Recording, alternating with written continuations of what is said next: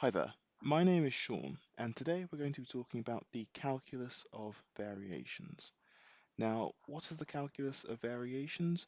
Well, I think it's best illustrated by going through an example and introducing the terminology and the tools that way. So I'm going to start by drawing a pair of coordinate axes. I'm going to label them uh, x and y.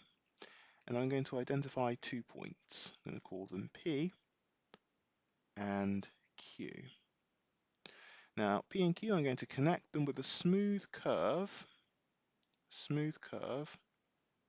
I'm going to call that curve y of x. So y is a function of x. And of course, outside of the range on the x-axis, I can have any behavior I would like, but I'm really only interested in the behavior of y of x between these points A and B, and of course their corresponding points YA and YB on the y-axis. Now, the problem we're interested in here, the illustrative problem, is to find the total distance along this curve. So what is the distance along this curve, and in particular, which curve has the shortest distance? So of all the possible curves that I could draw between the points P and Q, which one minimizes the distance between P and Q? Now, I think we all understand that's clearly going to be a straight line, but how might we go about proving that? How would I show that has to be the case from minimal initial assumptions? I think it would be illustrative to start by writing an expression for the distance, right? So I'm going to start by asking about a little tiny piece of the distance, and then I'm going to go about adding them all together. So if we just blow up that triangle here so we can investigate it a bit more carefully, well, what we're after is this distance ds, and as you can see, this is a right angle triangle I've constructed. So this side is parallel to the x-axis, and this is the change in the x direction, the change parallel to the x direction. We call that dx.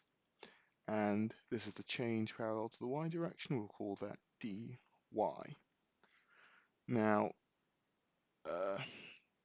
by Pythagoras' theorem, ds is related to dx squared and dy squared as follows. We have ds squared is equal to dx squared plus dy squared. Now, if we take the positive square root of both sides, we have that ds is equal to the square root of dx squared plus dy squared. And it's handy to factor out the dx squared.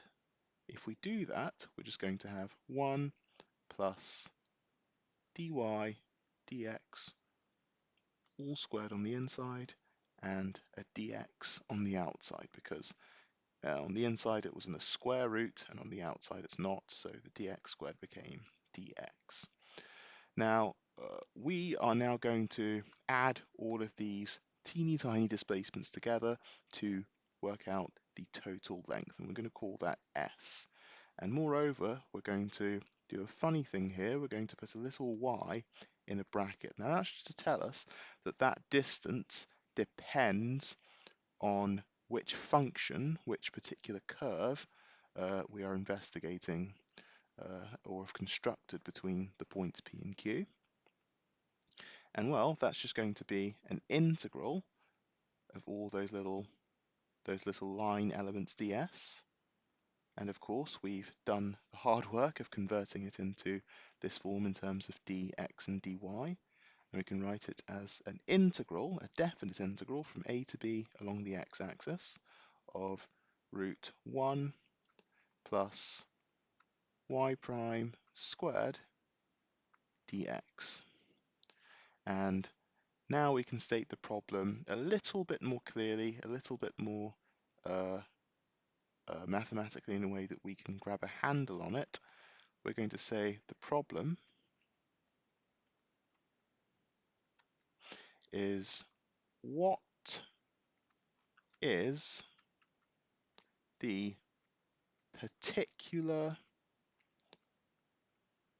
function y of x that makes the functional, I'm going to call that s of y, stationary, right?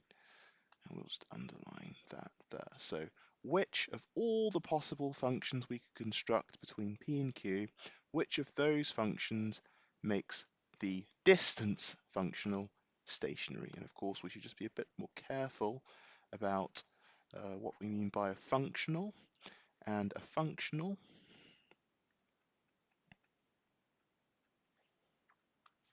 is just a mapping from functions to scalars.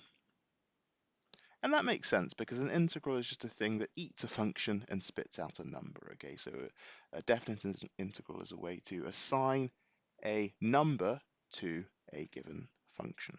Okay, and now that we've stated the problem mathematically, the next step is to generalize this a little bit, then try to solve the general problem. In doing so, we're going to come across some useful tools, namely, and in particular, the Euler-Lagrange equation, that will enable us to answer the question, which function makes a particular functional stationary? And that's what we're going to talk about next time.